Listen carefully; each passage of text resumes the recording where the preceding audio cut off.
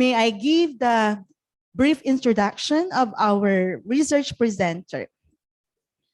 So during her studying master course, Van worked as a research assistant by assisting the research team of the university in collecting and analyzing data. Van graduated her master course with the award of outstanding thesis for her research on education industry partnership. So her research title is Developing the Vocational Training Curriculum in Vietnam with the active participation of enterprises. He is currently connected with Graduate School of Asia Pacific Studies, Ritsumikan Asia Pacific University, Japan. So ladies and gentlemen, let's welcome BUI T. Tan Van via Zoom.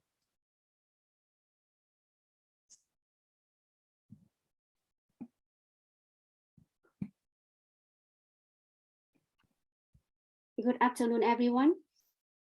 Thanks for your welcome to me. So, are you able to see my screen and hear my voice? Yes, yes. Okay, thank you. Good.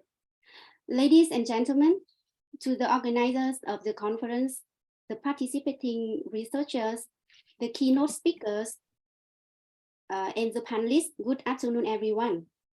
It is absolutely a privilege for me to be participating in this 9th International Conference on Education, ICEDU 2023, an avenue for the research to share their research findings, mutual research interests, and valuable insights in the discipline.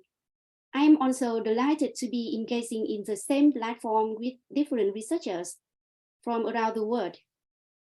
Ladies and gentlemen, I am an oral presenter for my research paper entitled Developing the Vocational Training Curriculum with the active participation of enterprise in Vietnam. I come from Ritsumikan Asia Pacific University in Beppu City, Oita Prefecture of Japan. I'm currently a PhD student here and a research assistant at the same time. From this university, I conducted my research when being a master's student in the period of 2019 and 2021, with the support of my supervisor and other professors.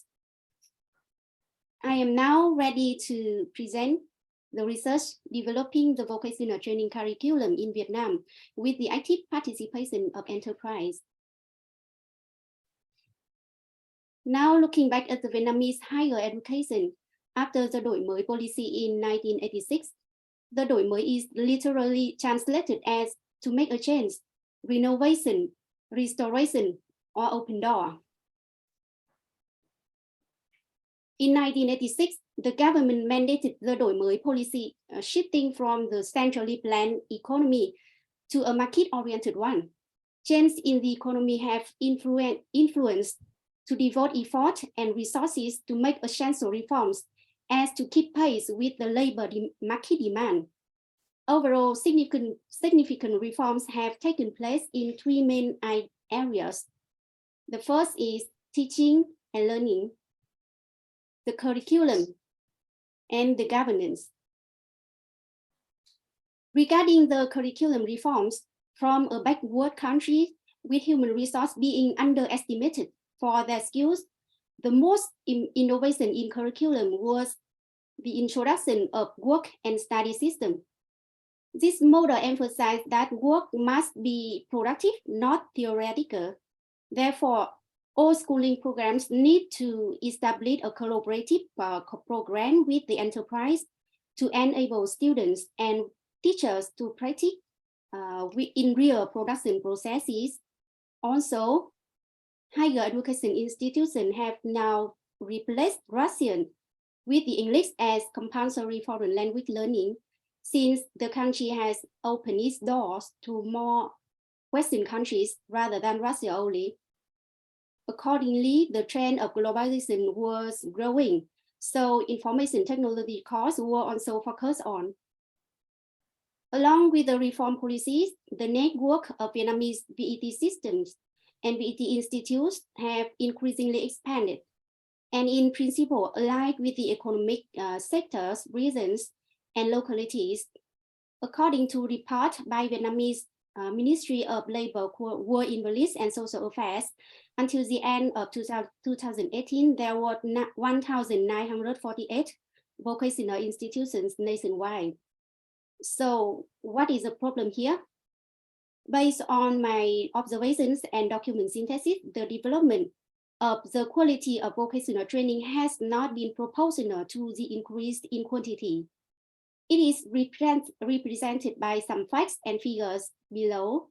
According to a report by the Vietnamese Ministry of Planning and Investment in 2018, compared with other Asian countries, Vietnam's labor productivity was low. In terms of technical skills, the percentage of highly skilled workers in Vietnam in 2019 accounted for just 11.6% of the country's total workforce of 57.5 million. Skilled workers are those having special skills, knowledge, and competence in their work. And in Vietnam, a skilled worker is considered to have attended a university, a vocational college, or a technical school. Figure 1 shows that in 2019 total workforce index, which is an assessment tool for relative world labor markets, relative ease of sourcing, hiring, and returning workforce in the world labor market. Vietnam ranked 57 out of 76 countries globally and the 13 in the Asia Pacific region in terms of sourcing candidates, hiring, and returning skilled laborers. Moving on to the literature review section, I collected and made a comprehensive review of previous studies regarding the dual VTE in Vietnam. The studies show that dual VTE has been adopted in Vietnam since 2015 by combining classroom study and on-the-job training, or OJT, at the workplace.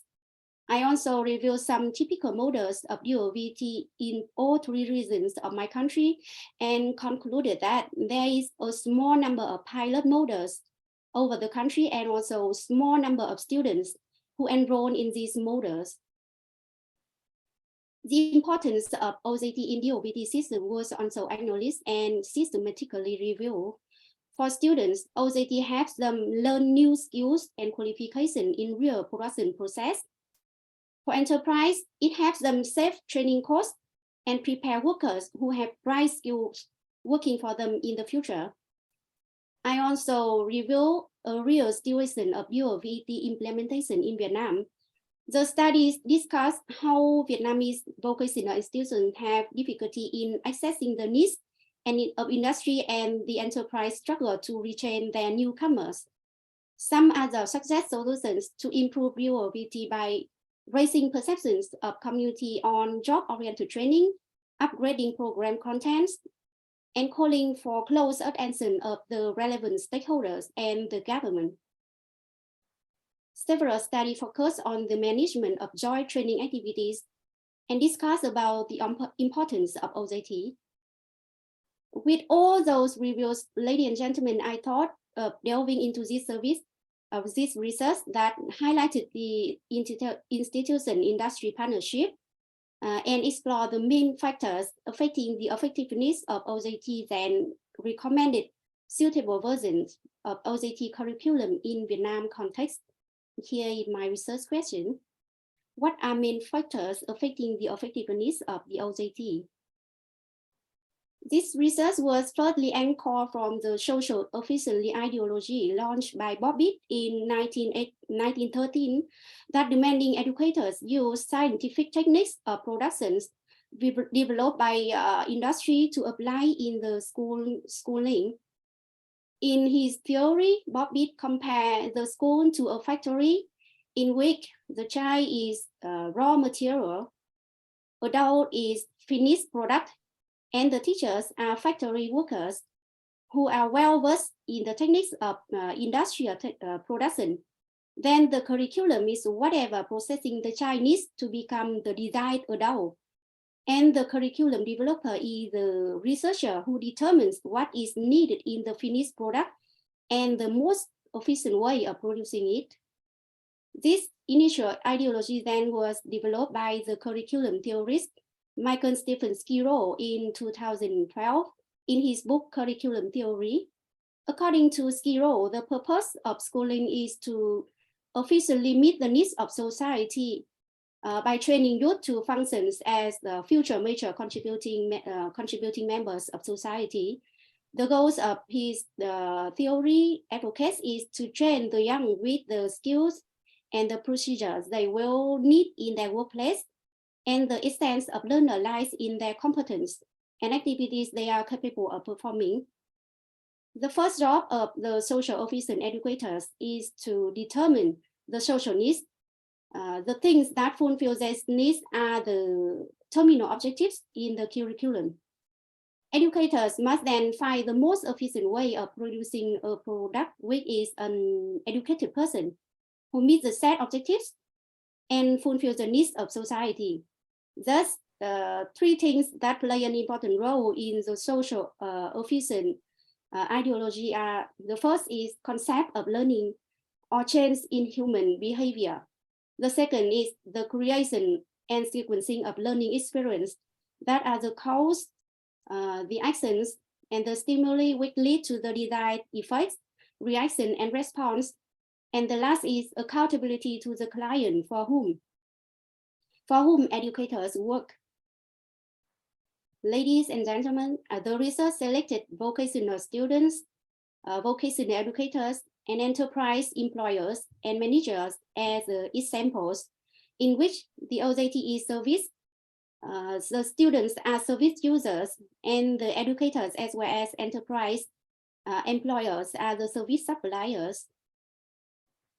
I selected certain key industrial areas of Vietnam, including the capital, Hanoi City, Vĩnh Phúc Province, Thanh Hóa Province, and Cần Thơ City as the target areas for this study. As you can see in the figure 2, the map of Vietnam, Hanoi and Cần Thơ City are indicated by arrows, while Vĩnh Phúc and Thanh Hóa Province are marked with numbers 11 and 24, respectively. The research sites which were selected from the set areas are 6 vocational colleges where have been implementing the dual VET, those with many successful achievement records, while the other sites were reported as having many difficulties and challenges in implementing dual VET programs. The research investigated 570 randomly chosen second year and above students from the 6 sample sites, 17 educators and employers and managers from the affiliated companies under the mixed method approach with concurrent triangulation design and some data analysis technique like Cronbach alpha consistency, descriptive statistics. Looking at the figures that show the consistency analysis of the Likert scale used in the questionnaires of the research, we include 3 groups of items as the facilities and equipment of the college, or FE, the business association activities, or BUI, and the OJT evaluation, or OE. Upon analyzing the reliability of the scale FE, figure 3.1a indicates the alpha coefficient equals to 0.853, which shows a high level of internal consistency. And also the figure 3.1b indicates the alpha coefficient equals to 0.94, which is an excellent level of internal consistency. And as well, figure 3.1c indicates the alpha coefficient equals to 0.925, which is also an excellent level of internal consistency. From this measurement, it could be concluded that the questionnaire and these scales are extremely reliable to be used for the purpose of my study. Here, the table shows the response of educator interviewee, that the average in-school time is 7.4 months a year. In the Vietnamese VET system, an academic year at nationwide vocational colleges is normally carried out in 10 months for both theory and practice. So it could be clearly seen that in 6 sample size, the total school-based time is allocated much more than in company training time. When investigating the progress evaluation factor, I saw surprising numbers. Up to 79% of the questionnaire respondents said that they did not take any test before entering the OJT. And 81% said responded no with participating in OJT post-test. This means that most OJT held by 6 research sites did not include any pre-test or post-test at all to measure the students' progress on occupational knowledge and practical skills as well. Additionally, according to managers, employers interviewee response, 16% of respondents said that their companies have often organized only OJT pre-test, and 21% responded that only a post-test is held. Up to 62% of enterprise respondents confirmed that they had not held any test before or after each OJT session. That's why I concluded that existing OJT in all 6 sample sites failed to measure the progress of students through the OJT. Now looking at the descriptive analysis table, you can see that 71% of students disagree with the item organizing seminars with participation of enterprise. 73% confirm that there have never been an enterprise staff participating in teaching sessions at the college. And the same percentage with never organizing field visits or field trips to organize it to companies.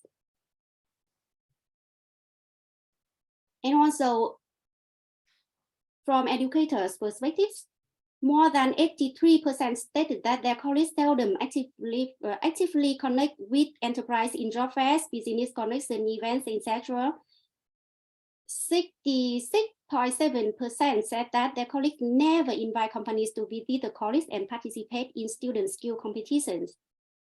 And also a very high percentage confirmed with no standing brochures to enterprise to attract attention to their students and the college training areas. There were only research site 1 formulated an SWOT analysis to identify the company's potential for cooperation.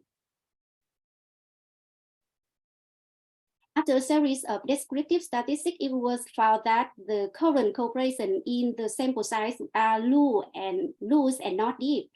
For the number of associated firms, there was only research site 1 confirmed with high number as 25 partner enterprise, while the others confirmed with 7, 13, 5, 6, and 4 companies in relationship respectively. Now looking at the items of investigating the existing OJT content or curriculum, I surprised that both college and enterprise made their sole involvement in developing the curriculum in OJT. Neither party has cooperated with the other in process of developing training curriculum. Students were also investigated for their evaluation on OJT content. We can see that through OJTs, most of students haven't given a chance to upgrade their practical skills and understand about the production technologies and enterprise. You are given 2 minutes to finish your presentation. Excuse me. Thank you. 70.9% of them agree that the knowledge and practical skills learned at the college are different from OJT. There was also a high percentage of agreeing that machines and equipment of enterprise are different from their colleges. During the OJT programs, most of interns could not express freely their personal ideas and designs related to OJT program. Just could do according to the predetermined plan and the task by the manager. Nearly 70% of students did not find the usefulness of the knowledge and skills acquired from OJTs and feel more confident in their expertise after finish of OJT. To the bottom line, more than 70% of investigated students felt unsatisfied with the knowledge and skill trained in OJT. Now, the OJT effectiveness is affected by many factors as proven by this particular research. Here are some of the factors. We have time allocation, progress evaluation, collaboration, cohesion, number of associated firms, and OJT content. This study concludes that time allocated for in-school learning is much more than in-company training. And there is a lack of pre and post-test of OJT to measure the student progress. There is no close connection between firms and colleges. And the colleges with fewer affiliated firms have fewer options for OJT locations. OJT content does not match the field of study and specialization.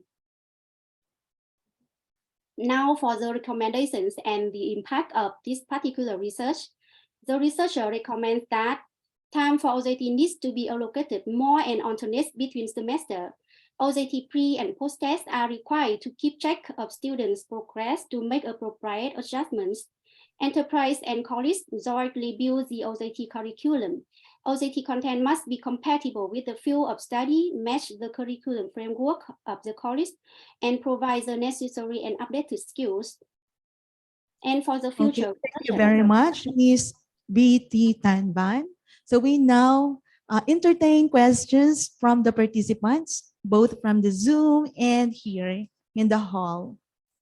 So who would like to ask questions, comments, suggestions? All right. Is there any question here? Yes, sir. Thank you, Doctor, for this insightful presentation and really constructive research. I have one curiosity about the qualitative method findings. So you reported the statistics from the quantitative method, but we haven't seen the themes emerging from the qualitative data. So any comment on this? Yeah, because I conducted a mixed method by combining both quantitative and qualitative data. So I mentioned that I conducted a questionnaire for the students, vocational students, and the interviews for the educators and the manager from enterprise. So for the qualitative data, I analyzed by coding all the transcribing and coding all the data, and then I manually analyzing by descriptive statistics, and as you can see in the table. Thus, I combine all the qualitative and quantitative data in the table as I saw. Any more questions from our audience? Okay. All right. So there are no more questions. So thank you very much, Ms. B.T. Tanban. So that concludes our research presentation this afternoon or evening, I'd say. So may I return the microphone to our main host, Mr.